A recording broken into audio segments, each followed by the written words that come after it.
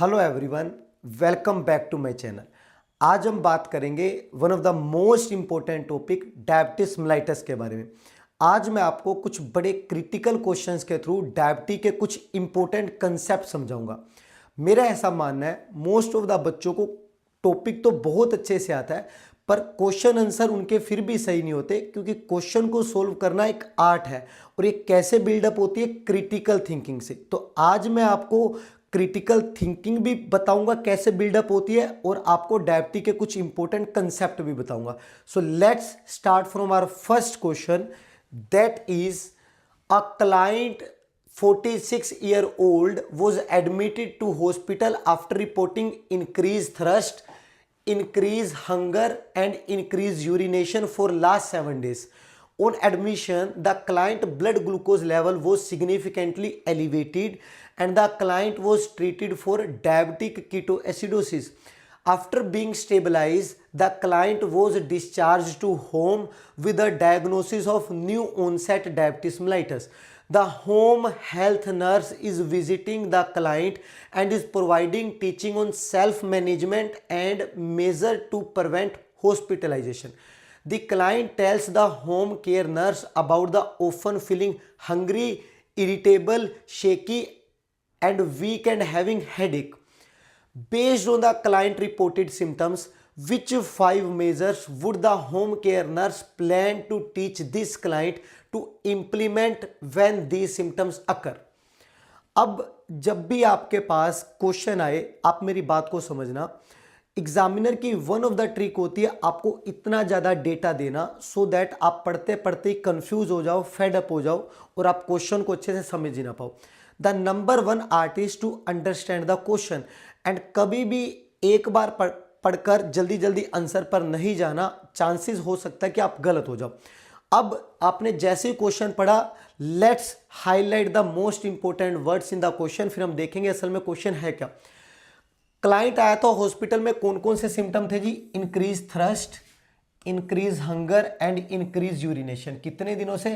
Last 7 days. अच्छा जी, on admission client की जो ब्लड ग्लूकोज लेवल थी वो एलिवेटेड दिखी है। क्लाइंट को ट्रीट किया गया डायबिटिक कीटोएसिडोसिस के लिए। अब ये डायबिटिक कीटोएसिडोसिस क्या है? एक क्या कहते हैं, डायबिटीज की कॉम्प्लिकेशन है जिसमें शुगर बहुत ज्यादा बढ़ जाती है और बॉडी में कीटोन्स आ जाते हैं। After being stabilize the client was discharge to home, और ये नया डायग्नोस बना है क्लाइंट का। और क्लाइंट को क्या प्रोवाइड किया गया जी? क्या कहते हैं, होम बेस्ड मैनेजमेंट प्रोवाइड की है। बट क्लाइंट ने होम हेल्थ नर्स को क्या बोला है? उसको हंग्री फील होता है, irritable, shaky, weak and having headache feel होता है। ये सारे के सारे किसके साइन है? ये सारे के सारे हाइपोग्लाइसीमिया के साइन है। यानी कि डायबिटीज होने के बाद ऑब्वियसली उसको इंसुलिन जारी होगी and now he is feeling sign of hypoglycemia. Let's discuss कि असल में क्वेश्चन है क्या। Based on the client reported which 5 measures would the home care nurse plan to teach the client to implement when these symptoms occur. यानी कि जो home health nurse है वो कौन से 5 तरीके बताएगी, कौन से 5 वे कि अगर ये सिम्टम्स आए तो क्या करना है जी, कैसे मैनेज करना है। तो असल में क्वेश्चन क्या है? क्लाइंट को सिम्टम आ रहे हैं हाइपोग्लाइसीमिया के, एंड मोर इंपॉर्टेंटली हम अपन ने क्या मेजर करना है जी? How to treat hypoglycemia immediately. तो असल में क्वेश्चन है क्या? क्वेश्चन ये है, client is having hypoglycemia and हमने उसको ट्रीट करने के लिए क्या करना है। क्वेश्चन सिर्फ इतना। फिर ये इतना सारा क्यों दिया हुआ था? ये एक ट्रैप होता है, इस ट्रैप को बोलते हैं information overload. Information overload. Examiner आपके साथ ओफन ये ट्रिक करेगा कि बहुत ज्यादा इंफॉर्मेशन आपको दे देगा। असल में क्वेश्चन तो 1-2 लाइन का ही है, तो आपने सारा कुछ पढ़कर कंफ्यूज नहीं होना। हाँ, हमारा काम है क्वेश्चन पढ़ना, बट आपने सबसे पहले ये देखना है कि क्वेश्चन है क्या। तो अब हमें पता चल गया इस क्लाइंट को हाइपोग्लाइसीमिया के सिम्टम आ रहे हैं, हमने मैनेज कैसे करना है। हमारे पास 10 ऑप्शंस हैं, हमें कोई भी उनमें से 5 चूज करने हैं। अब मैं आपको बता दूं, हाइपोग्लाइसीमिया एक बहुत डेडली कंडीशन है जिसमें शुगर ड्रॉप हो जाती है, एंड अगर ड्रॉप हो जाए तो क्या हो सकता है, क्लाइंट को इरिवर्सिबल ब्रेन डेथ हो सकती है। तो ये मेडिकल इमरजेंसी है। तो हाइपोग्लाइसीमिया के मैनेजमेंट करते कैसे हैं जी, दो तरीकों से। क्लाइंट कॉन्शियस है तो उसकी मैनेजमेंट अलग होती है, क्लाइंट अनकॉन्शियस है तो उसकी मैनेजमेंट अलग होती है। हमारे केस में तो कॉन्शियस ही है, हमारे केस में कोई अनकॉन्शियस वाले सिम्टम नहीं है। तो हम कॉन्शियस की मैनेजमेंट कैसे करते हैं, याद रखना 15/15 रूल। इस रूल के अकॉर्डिंग हम क्लाइंट को 15 ग्राम कार्बोहाइड्रेट देते हैं एंड वेट करते हैं फॉर 15 मिनट। अगर क्लाइंट ठीक हो जाए तो परफेक्ट, नहीं तो ऐसा हम टोटल 3 बार रिपीट करते हैं। फिलहाल के लिए आप याद रखना, हम क्लाइंट को टोटल कितने ग्राम कार्बोहाइड्रेट देते हैं जी, 15 ग्राम कार्बोहाइड्रेट देते हैं। और कौन सी कार्बोहाइड्रेट, सिंपल। कौन सी कार्बोहाइड्रेट, ये बड़ा इंपॉर्टेंट है। अगर आपको ये नहीं पता तो आपको हाइपोग्लाइसीमिया के क्वेश्चन एग्जामिनर गलत करवा ही देगा। Simple, let me tell you, simple carbohydrates are the cheap source of carbohydrates. ये कार्बोहाइड्रेट का कोई बहुत अच्छा सोर्स नहीं है, ये चीप सोर्स है। यूजुअली हम एक नॉर्मल इंसान को कौन सी कार्ब्स खाने के लिए बोलते हैं जी, कॉम्प्लेक्स। आपके और मेरे लिए कौन सी शुगर अच्छी है, कॉम्प्लेक्स कार्बोहाइड्रेट। कॉम्प्लेक्स कार्बोहाइड्रेट की खासियत क्या है, ये एकदम से ब्लड शुगर को स्पाइक नहीं करती है, धीरे धीरे डाइजेस्ट होती है। पर सिंपल कार्बोहाइड्रेट क्या है, ये एकदम से ब्लड शुगर को बढ़ा देती है। अब नॉर्मल इंसान को तो कॉम्प्लेक्स ही खानी चाहिए, सिंपल नहीं खानी चाहिए। बट जिसको हाइपोग्लाइसीमिया हो गया, एक मेडिकल इमरजेंसी जैसी कंडीशन हो गई है, उसको मैं कौन सी कार्ब्स दूंगा, जो धीरे धीरे डाइजेस्ट हो या फिर जो एकदम से डाइजेस्ट हो जाए। अब यहां पे हमने अच्छा बुरा नहीं देखना, मेडिकल इमरजेंसी में जान बचानी है, तो we will give them simple carbohydrates. इतना क्लियर हो गया। तो अब हम इस क्वेश्चन के ऊपर चलते हैं जी। तो लेट मी टेल यू, इस क्वेश्चन में number 1 thing is eat 6 salt line cracker. ऐसे क्वेश्चन को मैं दावे से कह सकता हूं एग्जाम में ऐसा क्वेश्चन आएगा। ऐसे क्वेश्चन को सोल्व करने के लिए आपको 2 प्रिंसिपल अपने दिमाग में रखने हैं। Number 1 thing, correct item. Number 2, correct amount.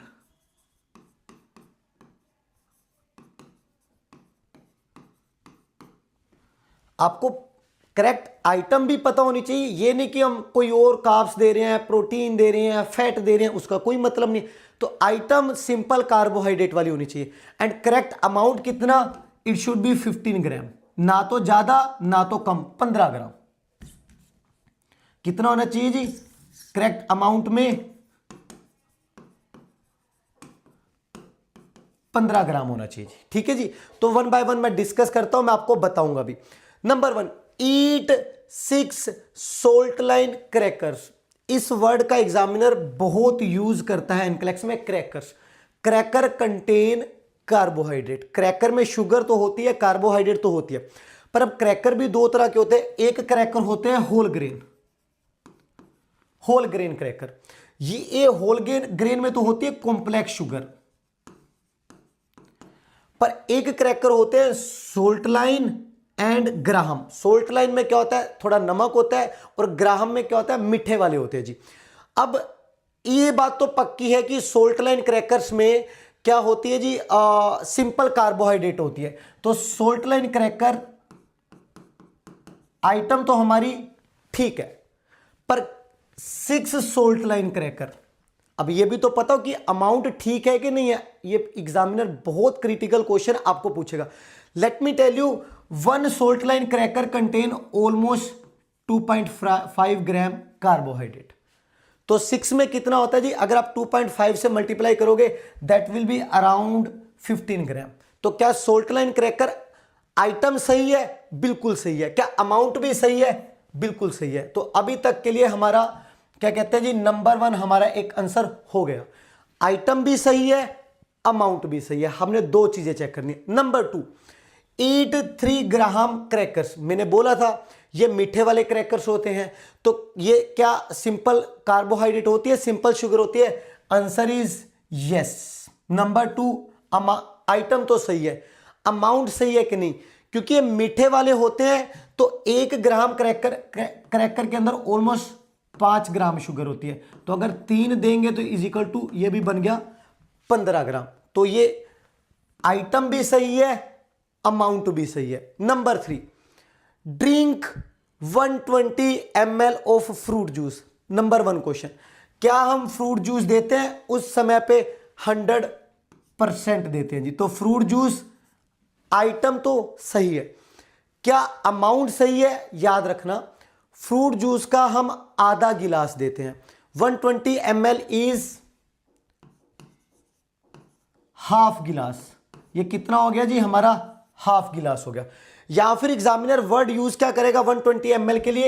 Examiner word use करेगा 4 आउंस। जूस मीठे वाला होता है तो 4 आउंस होता है। 4 आउंस में कितने ml होते हैं जी? 1 आउंस कंटेन 30 ml। तो अगर 30 को 4 से करोगे तो कितना आ जाएगा जी? 120। तो क्या ये इनफ जूस है? Answer is yes. जूस हमेशा मीठे वाला आधा गिलास देना है। Next number 4, drink 240 ml of skim milk. याद रखना जी, पहली बात होल मिल्क कभी नहीं देते। क्यों नहीं देते? पल्ले बांध लेना जी। जब क्लाइंट की शुगर गिर जाती है हमें क्या देना होता है? सिंपल शुगर देनी होती है, उसके साथ फैट्स का बिल्कुल भी कॉम्बिनेशन ना हो। याद रखना फैट कभी भी क्या कहते हैं, सिंपल कार्बोहाइड्रेट को एब्जॉर्ब नहीं होने देती इमीडिएटली। तो हमें मेक श्योर करना होता है वो कार्बोहाइड्रेट उसमें फैट का मिक्सचर ना हो। तो अगर तो एग्जामिनर कहता होल मिल्क तो वो तो आइटम ही सही नहीं थी। पर इसने बोला है स्किम मिल्क। मिल्क के मामले में चेक कर लेना, स्किम मिल्क मतलब फैट नहीं है।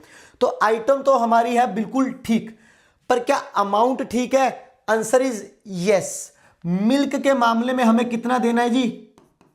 फुल गिलास। फुल गिलास बोले तो 8 आउंस, 8 आउंस बोले तो 240 ml।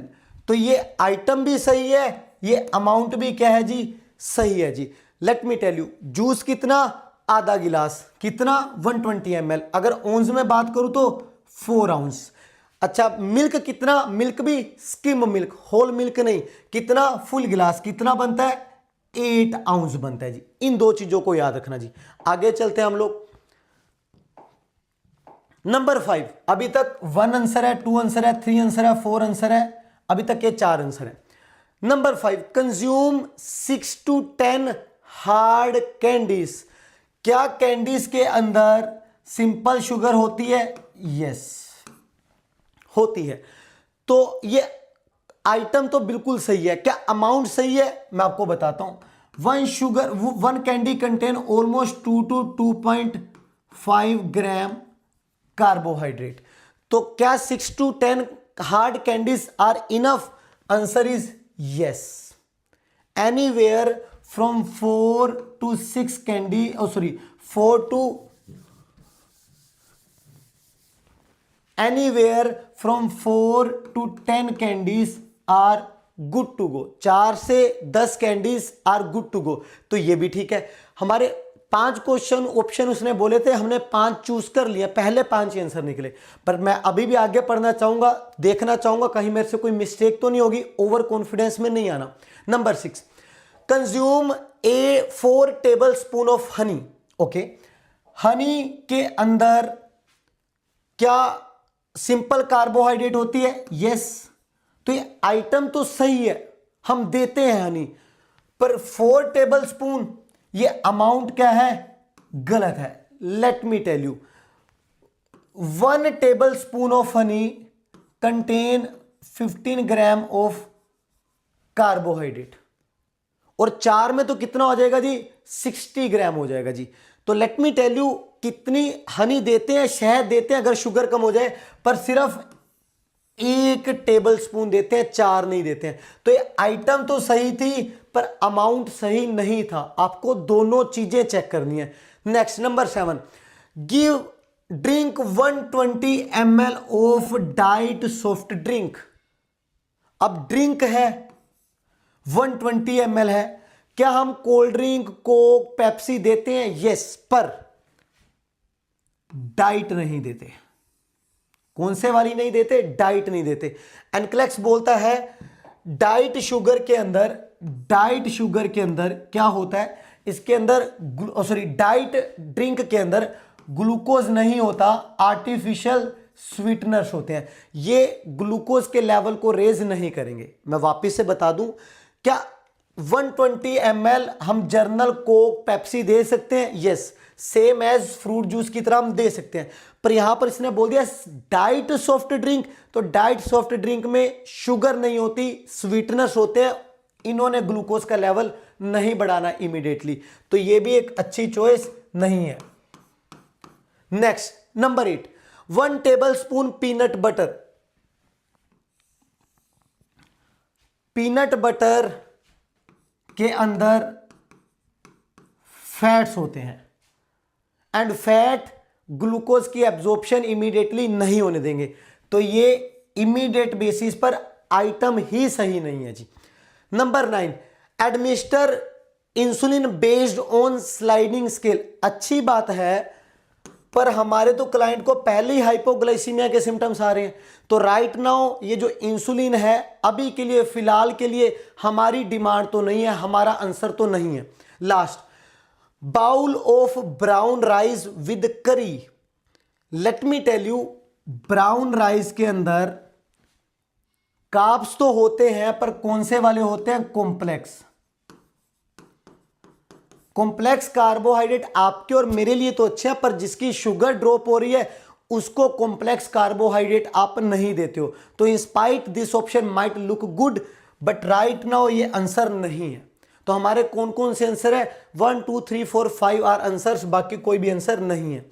याद रखना, बड़ा क्रिटिकल क्वेश्चन है। जब भी ऐसा क्वेश्चन एग्जाम में आए, 2 चीजें पूछनी है, correct item and correct amount. अगर दोनों पर टिक मार्क लग रहे हैं तभी आंसर चूज करना। कई बार वो आइटम को करेक्ट कर देगा, अमाउंट सही नहीं होगा, कई बार अमाउंट सही दिखेगा आपको, आइटम सही नहीं दिखेगी। अब इस क्वेश्चन के अंदर अमाउंट सही था पर आइटम सही नहीं थी, तो मेक श्योर करना ये 2 चीजें अगर आप चेक करोगे तभी इस चीज का आंसर करना, and that's a very critical question जो एग्जाम में आता है। Let's jump to the question number 2। Question number 2 के बारे में बात करते हैं जी। Your patient blood glucose level is 252, यानी कि इंक्रीज है sugar. The patient is about to eat lunch. As per order you administer 3 unit of insulin lispro and 2 unit glargine subcutaneously on 2 different sites at 10:30 AM. The nurse, as a nurse, you know the patient is at risk of most for hypoglycemia at what time? Simple question है। क्या पूछा गया है? 2 insulin गई हैं client को और पूछा जा रहा है जी क्लाइंट कब हाइपोग्लाइसीमिया के बहुत ज्यादा रिस्क पर होगा। यह क्वेश्चन आप तब तक नहीं सोल्व कर सकते हो जब तक आप लोगों को इंसुलिन, उनकी ड्यूरेशन और पीक नहीं पता। तो लेट मी टेल यू, अगर आप न्यू स्टूडेंट हो तो मैं इस वीडियो के लिंक पर अपनी एक शॉर्ट वीडियो डाल दूंगा जहां पर मैंने सारी इंसुलिन की पीक बता रखी है। मेक श्योर करना आप उस वीडियो को जरूर देखना, अदरवाइज ये क्वेश्चन आपको एग्जाम में फंसा सकता है। तो let's jump to the question. अब मैं इस क्वेश्चन का आंसर करता हूं। अब ये लिस्प्रो क्या है? लिस्प्रो एक रैपिड एक्टिंग इंसुलिन है, रैपिड एक्टिंग। एंड ये ग्लार्जिन क्या है? ग्लार्जिन एक लॉन्ग एक्टिंग इंसुलिन है। अब मुझसे ये पूछा गया है, ये 2 इंसुलिन गई हैं, कितने बजे गई हैं? At 10:30। As a nurse you know the patient is at risk of hypoglycaemia at what time? Hypoglycaemia का रिस्क कब होता है बच्चों? जब भी कोई इंसुलिन पीक करती है। जब भी कोई इंसुलिन क्या करती है? पीक करती है। Then client is at most risk of hypoglycaemia. Rapid acting कब पीक करती है? इंसुलिन का टाइप कब पीक करती है? ये पीक करती है विद इन 30 to 90 मिनट्स। इस टाइम लगने की इतनी देर के बाद ये पीक कर जाती है। लॉन्ग एक्टिंग कब पीक करती है? इट हैज नो पीक, इसकी कोई पीक ही नहीं होती। ये तो बॉडी में एक साथ रहती है, तो इसके साथ तो हाइपोग्लाइसीमिया होने के रिस्क नहीं होता। तो ये तो हमें एक ट्रैप दिया गया। बट लिस्प्रो सबसे ज्यादा डेंजरस शॉर्ट रैपिड एक्टिंग सबसे ज्यादा डेंजरस इंसुलिन है जिसके साथ हाइपोग्लाइसीमिया होने के सबसे ज्यादा चांसेस होते हैं। तो अब हमारे क्लाइंट को कितने बजे गई है? 10:30। अब 10:45 पे क्या उसको हाइपोग्लाइसीमिया होने के चांसेस हैं? जस्ट आफ्टर 15 मिनट नहीं, इतनी जल्दी ये पीक नहीं करती। नंबर 2, 11:30 पे क्या होने के चांसेस हैं? 11:30 बोले तो 1 घंटे बाद। क्या हमारे टाइम फ्रेम के बीच में आता है जी? Answer is yes. तो that might be the answer but let's hold it. Number 3, 1:30 is around 3 hours after. तो 3 घंटे में तो ये ऑलमोस्ट खत्म भी हो जाती है, इसका काम भी खत्म हो जाता है। इसकी ड्यूरेशन इतनी बड़ी नहीं होती, अराउंड 3 आवर्स की तो इसकी ड्यूरेशन होती है टोटल। तो नहीं, ये भी नहीं। Last, these insulin have no peak. गलत बात। लॉन्ग एक्टिंग की कोई पीक नहीं होती, रैपिड एक्टिंग की तो पीक होती है। तो इसका आंसर क्या जी? B is the answer. Again very critical question, आप तभी सोल्व कर पाओगे अगर आपको पूरा कंसेप्ट पता है, वो भी डिटेल में। मैंने वो एक शॉर्ट वीडियो बना रखी है, मैं उसको लिंक में डाल दूंगा, प्लीज आप उसको देख लेना जी। Let's jump to the question number 3। Question number 3 क्या कहता है? A client with type 1 diabetes contact the home care nurse to report nausea and abdominal pain. What should the nurse advice the client to do? Client है, उसको type 1 diabetes है, nurse को उसने contact किया about nausea and abdominal pain. Type 1 उसने खुद बोल रखा है। What should the nurse advice the client to do? Okay जी। Number 1 option, hold your regular dose of insulin. Let me tell you बच्चों, क्या आप कभी भी क्लाइंट को होल्ड करने के लिए बोलते हो इंसुलिन, अनलेस क्लियर कट आपको ऑब्जेक्टिव डेटा ना दिया हो? याद रखना, बहुत सारे बच्चे ऐसे साइन को बहुत बड़ा कुछ समझ लेते हैं। डेटा 2 तरह का होता है, subjective plus objective. Objective data वो होता है जो नंबर्स में दिया होता है, 50, 60, 70। सब्जेक्टिव डेटा ये होता है जो सिर्फ वर्ड्स की फॉर्म में दिया है। अब नोजिया एंड एब्डोमिनल पेन है, क्या मुझे ये 2 साइन पढ़कर पता चल गया क्लाइंट की शुगर बढ़ी है या कम हुई है? मुझे नहीं पता चला जी। नोजिया एंड एब्डोमिनल पेन तो कभी भी हो सकता है, हाइपर में भी हो सकता है, हाइपो में भी हो सकता है, और किसी थर्ड कंडीशन में भी हो सकता है। तो मैं कैसे क्लाइंट को कह सकता हूं जस्ट बिकॉज ऑफ 2 साइन जो मुझे लग रहे हैं, बट दैट्स अ ट्रैप। मैं कैसे क्लाइंट को कह दूं कि hold your regular dose of insulin? गलत बात, बिल्कुल गलत बात। या तो दिया होता कि ब्लड शुगर 40 हो गई है, 50 हो गई है, भाई हाइपो है, नंबर्स में दिया होता तो मैं करता। अदरवाइज ऐसे सिम्टम्स को देखकर ज्यादा अपन इमोशनल नहीं होना। और वैसे भी आर्यन के पास इंसुलिन को होल्ड करने का राइट तो बहुत कम होता है। Next, number 2, check your blood sugar level every 3 to 4 hourly. क्या मैं अपने क्लाइंट को बोलूंगा? One of the safe option मैं डेफिनेटली बोलना चाहूंगा। क्यों? क्योंकि अभी तक क्लाइंट को डायबिटीज है, मुझे पता ही नहीं है ब्लड शुगर ज्यादा है कि कम है। तो मैं क्लाइंट को बोलूंगा, जर्नली अपन 6 आवर्ली मॉनिटर करते हैं, क्या मैं अपने क्लाइंट को बोलूंगा 3 to 4 आवर्ली मॉनिटर करो, थोड़ा क्लोज आ जाओ? Yes, but let's hold it. आगे बढ़ते हैं। Number 3, increase consumption of food containing simple sugar. नहीं जी, बिल्कुल भी नहीं। ये कोई टिपिकल साइन नहीं है हाइपोग्लाइसीमिया के। Nausea and abdominal pen generally हो सकता है। जो हमने क्वेश्चन नंबर 1 पढ़ा था, that was critical sign of hypoglycaemia, ये नहीं है। तो मैं ये तो नहीं बोलूंगा कि सिंपल शुगर की कंजप्शन को बढ़ा दो, ये हम ऐसे नहीं बोलते हैं। Number 4, increase your activity level. Client activity करता है, पर इंक्रीज और डिक्रीज हमारे हाथ में नहीं होता। ये किसके हाथ में होता है? डॉक्टर के हाथ में होता है। और हम बहुत ज्यादा एक्टिविटी इंक्रीज करने के लिए बोलते भी नहीं है। क्यों नहीं बोलते हैं? क्योंकि टाइप 1 वाले को इंसुलिन तो कंपलसरी होती है टाइप 1 वाले में। तो अगर इंसुलिन कंपलसरी है, पहली इंसुलिन अपना काम करिए, ऊपर से आप एक्टिविटी बढ़ा दोगे, क्लाइंट कहां पर चला जाएगा जी? हाइपो में चला जाएगा। और कैसे सिम्टम के आधार पर हम इतनी बड़ी स्टेटमेंट दे दे जो क्लियर ही नहीं है जी? तो द सेफ आंसर इज, याद रखना, पल्ले बांध लेना, जब भी डेटा किसी ऐसी फॉर्म में दिया हो ना जिसको बोलते हैं सब्जेक्टिव फॉर्म, सब्जेक्टिव डेटा वो तो जो लगता है डेटा पर असल में कुछ क्लियर नहीं कर रहा, तो असेस करना सबसे सेफ आंसर होता है। Always assess.